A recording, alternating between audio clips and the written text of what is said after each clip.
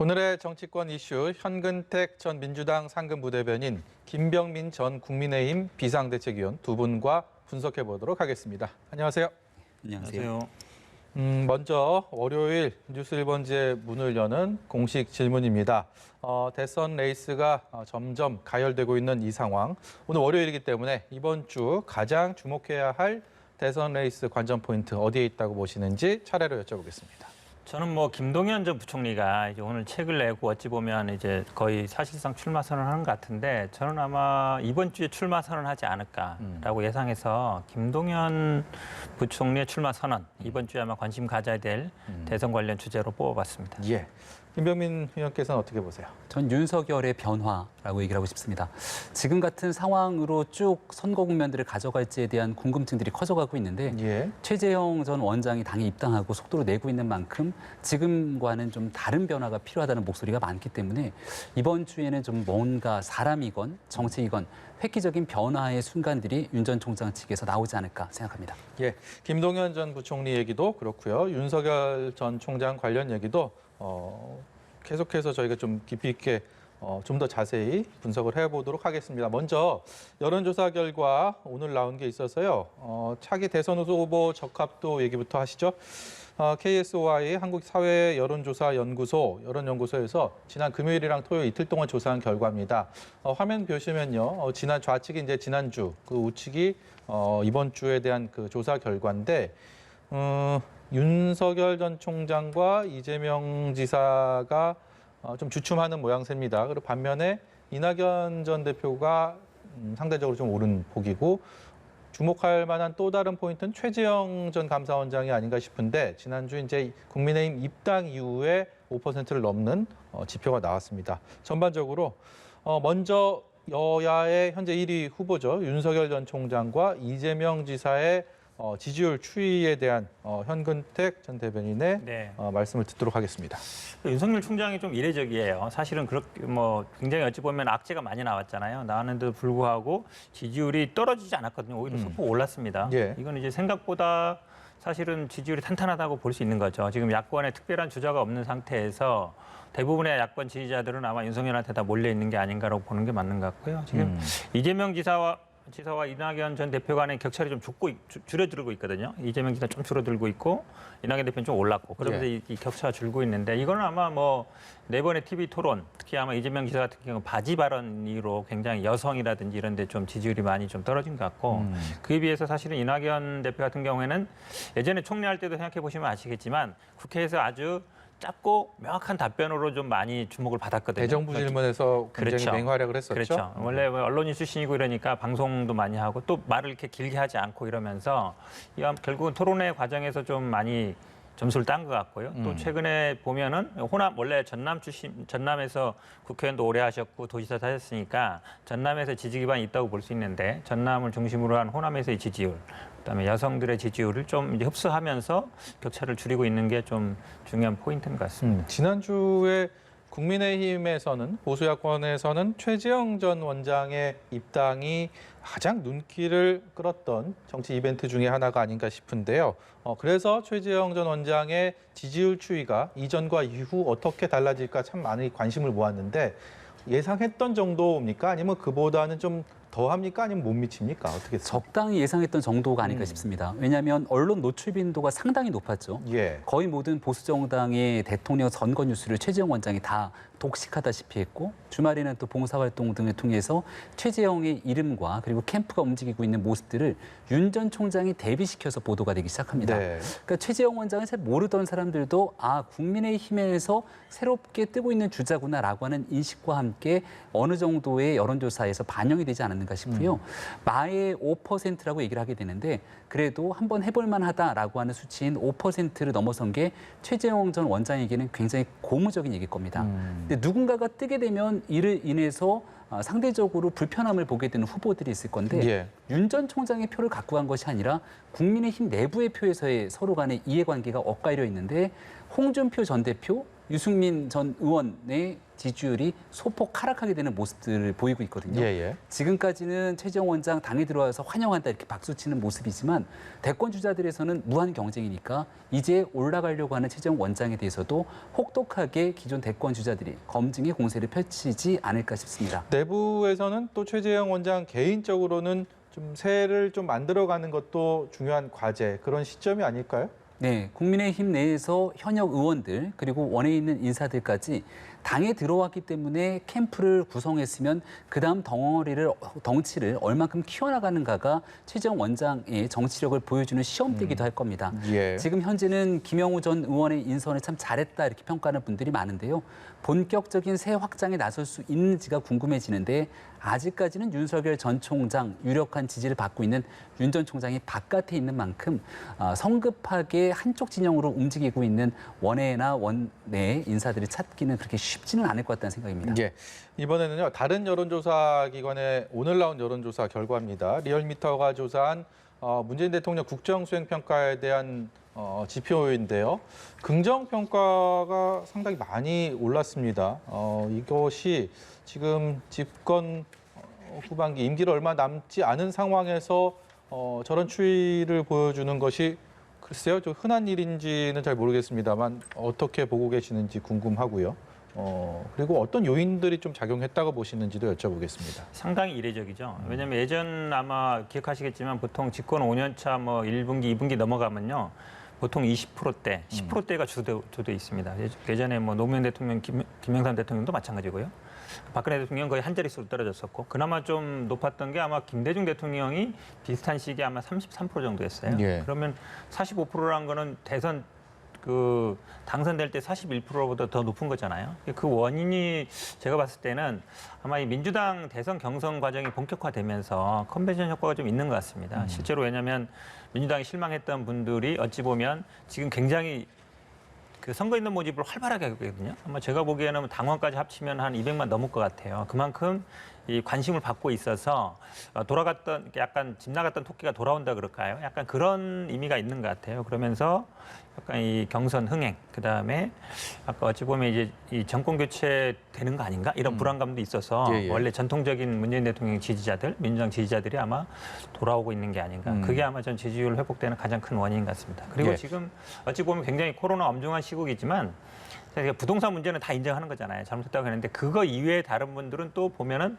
특별하게 뭐 예를 들어 정권 말이 항상 되면은 친인척 비리, 측근 비리 요걸로 항상 시달렸거든요. 우리 근데 그런 게 없거든요. 지금 보면 그런 부분도 아마 제가 보기에 그래도 문재인 대통령이 좀 레임덕 없이 마무리를 잘할 것 같다 이런 기대 심리도 반영되는 것 같습니다.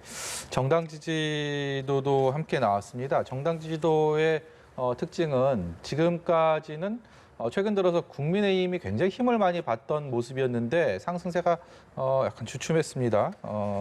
김병민 의원이 지난 총선 이후에 국민의힘의 어떤 상승세를 위해서 굉장히 힘을 많이 쓰셨는데 이른바 이준석 효과가 좀 빠진 것이 아니냐라는 분석들도 조심스럽게 나오고 있습니다. 저 부분에 대해서도 좀 평가가 필요할 것 같은데요. 네, 이미 정치 시기는 대선 시기로 넘어갔습니다.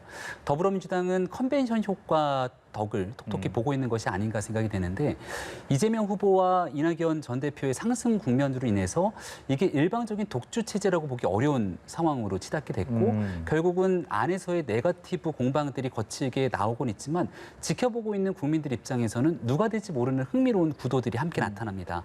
그리고 이낙연 전 대표의 지지율 상승 요인에는 호남, 여성, 중도라고 볼 수 있는 바깥에서의 공간들을 또 가져온 측면들이 있거든요. 이런 전체적인 내용들이 민주당의 정당 지지도 상승을 이끌었던 것이 아닐까 싶고 국민의힘의 지지도가 일부 빠지기 시작하는 것도 저는 마찬가지로 대통령 선거 국면이랑 맞물려 있다고 봅니다. 이준석 대표가 새롭게 젊은 바람을 불러일으키면서 개혁하고 쇄신의 모습을 보이는 것은 긍정적인 측면이 있습니다만 지금 얼마 전에 있었던 여가부 폐지, 통일부 폐지에 대한 발언이나 그리고 야당, 여당 대표의 만남에서 합의 이후에 말이 좀 번복됐던 모습들은 이게 이제 당 대표의 모습보다는 대통령 후보의 정책 공약으로 모습들이 넘어가줘야 되는데 그런 측면들이 좀 잘 보이지 않는다라고 하는 측면과 더불어서 바깥에 있는 유력 주자인 윤석열 전 총장을 여전히 약간 국민의힘에서 압박하는 모습으로 보여지거든요. 다 같이 함께 힘을 합쳐야 되는 국면이 야당 진영에서는 필요한데 야권 진영에서 조금은 서로 힘겨루기 하는 듯한 양상들이 비춰지면서 전체적인 지지층의 피로감을 형성시킨 것은 아닌가라고 생각합니다. 예. 이번에는요. 지금 김병민 의원께서 말씀하신 것처럼 여권의 경선 레이스가 일방 독주 체제가 아닌 이른바 지지율 1, 2위 후보 간의 이 경쟁이 가열되면서 처음에는 건강한 경쟁이 아닐까라는 생각을 혹자들은 최근 들어서 이 신경전이 너무 고조되다 보니까 네거티브 공세가 도를 넘는 거 아니냐 이런 우려들도 하고 있습니다. 실제로 이낙연 후보 측에서는 이재명 지사 관련된 지지자로 알려진 경기도 지방 공무원에 대해서 경찰 고발도 검토하고 있다. 이게 형사 사건으로까지 이렇게 번지고 얘기가 나오는 거 보면 심상치는 않은 것 같은데요. 이게 아마 공무원은 아니고 산하단체 기관인 것 같고 아마 그 시민단체도 고발은 했습니다. 고발을 했기 때문에 수사는 될 것 같은데요. 그러니까 그 동전의 양면인데 사실은 경쟁이 치열해지면 서로 네거티브도 되고 이런 이제 고소고발도 이어지게 돼 있거든요. 그러면 또 흥행도 되는 겁니다. 그러니까 관심을 갖게 되죠.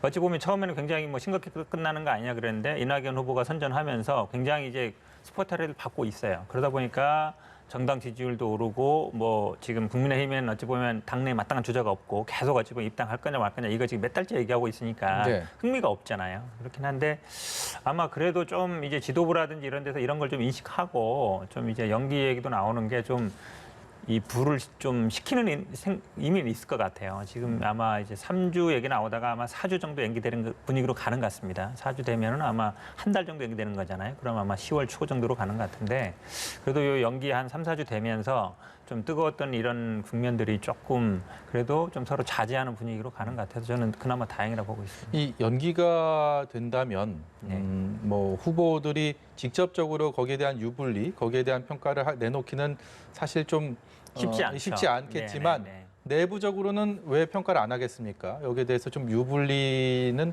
어느 쪽으로 어떻게 좀 작용할 것으로 보세요? 당초에 아마 이제 경선을 시작할 거냐 말 거냐 할 때는 아마 지금 이재명 후보 같은 경우는 빨리 시작하자 좀 앞서가는 입장이었으니까 다른 후보들은 시간이 좀 필요하다 이랬는데 지금 오히려 상황이 조금 바뀌었을 수도 있어요. 오히려 이재명 후보 같은 경우에는 좀 전열을 재정비할 필요가 있을 것 같고 이낙연 후보나 다른 분들은 이게 지금 추격 중인데 더 주마가 편식으로 더 해야 되는 게 아닌가 생각할 수 있는데 사실은 유불리는 제가 보기에 특정한테 유리하거나 불리할 것 같지는 않고요. 근데 아마 지금 예비 경선이 사실은 굉장히 짧았지만 굉장히 뜨거웠거든요. 요거를 아마 평가하고 재정비하는 시간들을 다 가질 것 같아요. 그리고 어디를 지금 어느 정도 구도가 드러났잖아요.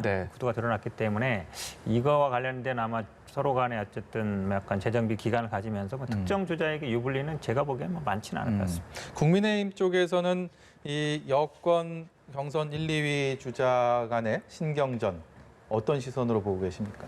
네거티브 공방이 너무 거칠어지면 과거에 한나라당의 친이 친박 갈등처럼 나중에 봉합이 안 되는 것 아니냐 이런 시선도 있고요. 또 일각에서는 민주당 내에서도 저렇게 치열하게 다투는데 만약 바깥에 있는 윤석열 전 총장이 당에 들어와서 경선을 치르게 되면 같은 방식으로 네거티브 공세가 똑같이 펼쳐지는 것 아니냐 이런 우려를 제기하는 사람들도 적지 않은 것 같습니다. 지금 현재 민주당의 경선 국면이 과열되고 있는데 이런 측면 중에 하나는 애당초 4.7 보궐선거 이후에는 민주당이 사실상 국민들로부터 굉장히 마음이 멀어지고 정권 교체 가능성이 훨씬 더 커진 국면이었는데 지금은 대통령 지지율이 올라가면서 야권이 조금 주춤하고 있고 누가 정권 교체를 할지 정권 재창출할지 알지 모르는 상황입니다. 그러다 보니까 후보의 본선으로 올라가기 위한 과정 속에서 서로 마지막 순간까지 이 다툼들이 있는 것 같은데 국민들 지켜보시기에는 그래도 어느 정도의 검증도 필요하지만 결국은 지금 현재의 대한민국 국정 상황에 만족하는 국민들보다는 뭔가 변화를 바라고 있는 국민들께서 더 많다라는 지점들을 고민해 봤을 때 정책 공약 비전들을 가지고 좀 건전하게 선거가 여야 모두 함께 이루어졌으면 좋겠다는 생각입니다. 이번에 야권 얘기 좀 해보겠습니다. 앞서서 김병민 의원께서도 말씀을 하셨습니다. 윤석열 전 총장과 최재형 전 감사원장. 윤 전 총장은 외연 확장을 위한 독자 행보를 이어가고 있고 그리고 최 전 원장은 일단 국민의힘 안에서 세를 불리기 위한 그런 노력들을 하고 있고 앞으로도 할 것으로 예상이 됩니다. 두 현재 그 유력 주자들의 이 활동이 워낙 비교가 되다 보니까 앞으로도 계속 이게 대조가 되고 할 텐데 어떻게 예상하십니까? 8월 경선 열차가 출발하기 전까지 두 사람의 행보들이요. 제가 그래서 앞서 얘기했던 게 윤석열의 변화라고 얘기를 한 겁니다. 최재형 원장 입장에서는 아쉬울 게 하나도 없죠. 지지율이 거의 없다시피 한 상황에서 유력한 대권 주자인 윤석열 전 총장과 계속 대비돼서 나오게 되면 본인의 지지율을 끌어당길 수 있는 요인들이 한참 있습니다.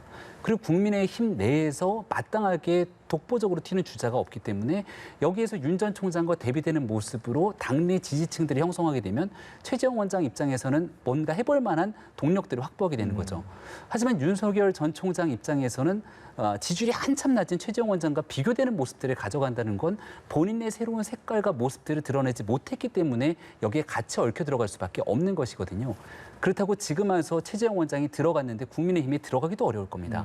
그러면 바깥 공간에서 윤석열 전 총장이 본인의 독자적인 행보를 하는 이유는 이쪽 저쪽 가리지 않고 반칙과 기득권에 맞서 싸우면서 공정과 정의를 구현하려고 했던 윤석열에게 거는 국민의 기대감이 있는데 그것들을 어떻게 보여줄 것인가를 이제 스스로가 행동을 해나가야 되고 그 첫 번째가 아직은 보이지 않고 있는 캠프의 같이 정치를 하게 되는 동지들을 구성하고 비전과 정책들을 아직 풀어낼 시점은 아니라고 얘기하지만 그래도 윤석열이 끌고 갈 대한민국이 이런 모습이다라고 하는 거에 대한 개괄적인 모습들을 이번 주에는 좀 다른 방향으로 국민 앞에 보여줄 필요가 있다고 생각합니다. 예.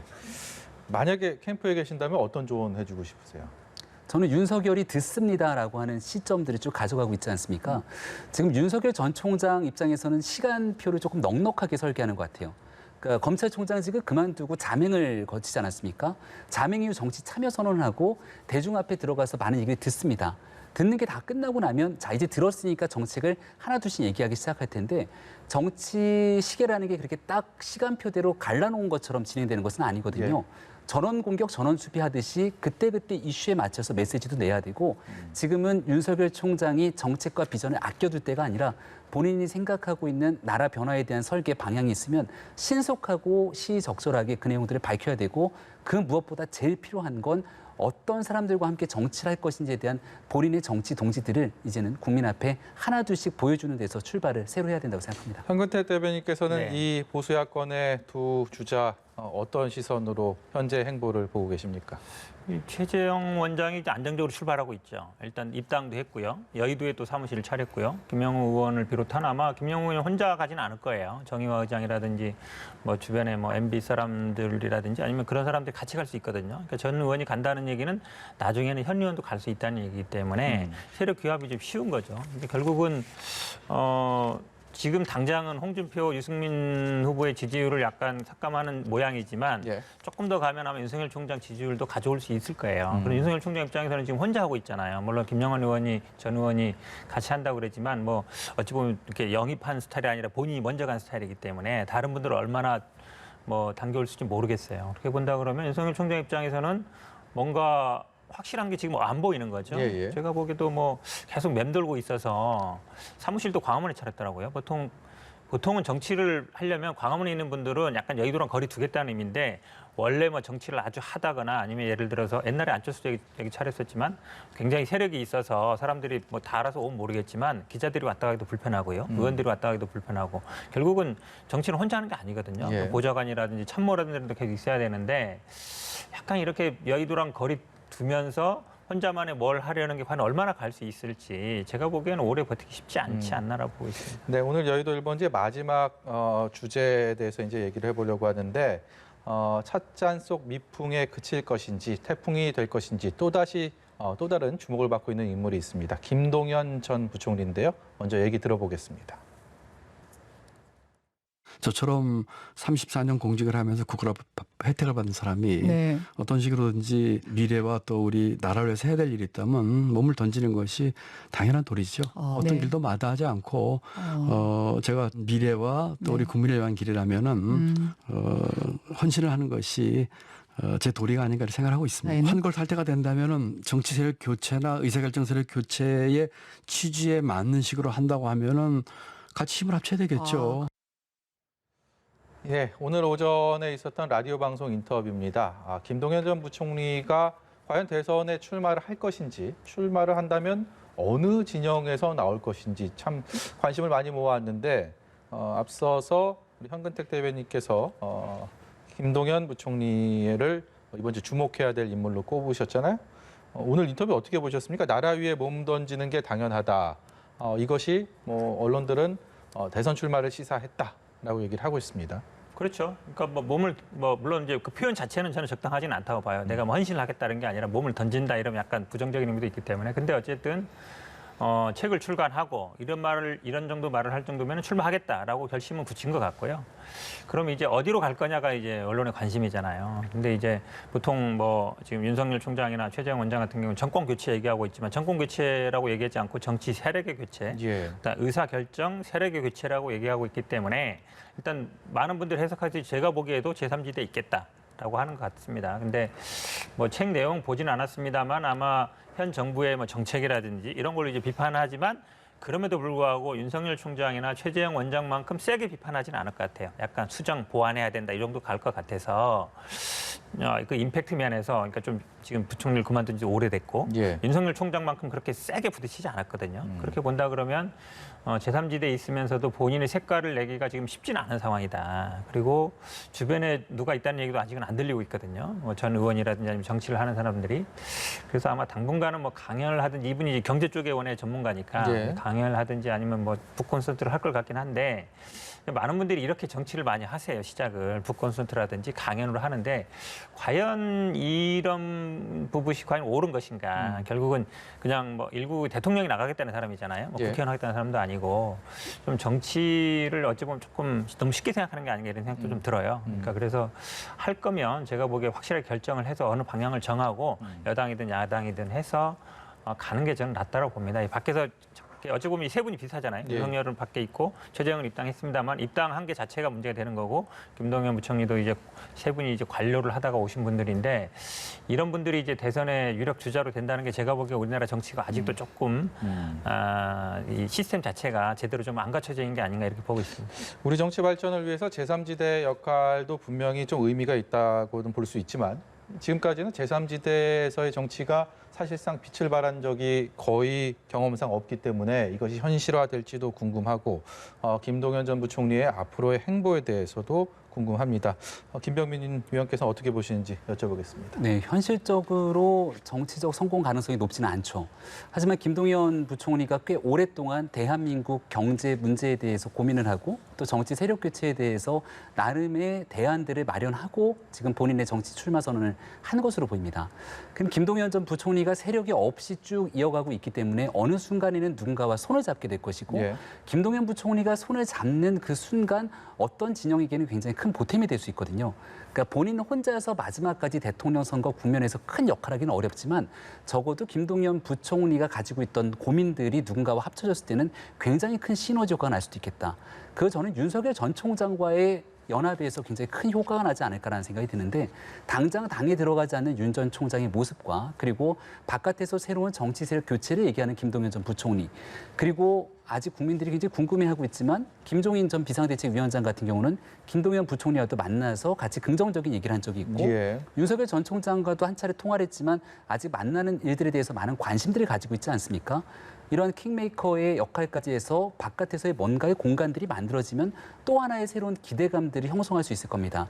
그리고 과거처럼 분열돼서 치르는 선거가 아니라 야권 전체가 같이 통합돼서 선거를 치르겠다는 공통의 컨센서스는 있는 만큼 김동연 부총리가 앞으로 누구와 함께 연대하는 정치를 할 것인지를 좀 주목할 필요가 있다고 봅니다. 네, 여기까지 듣도록 하겠습니다. 오늘 말씀 고맙습니다.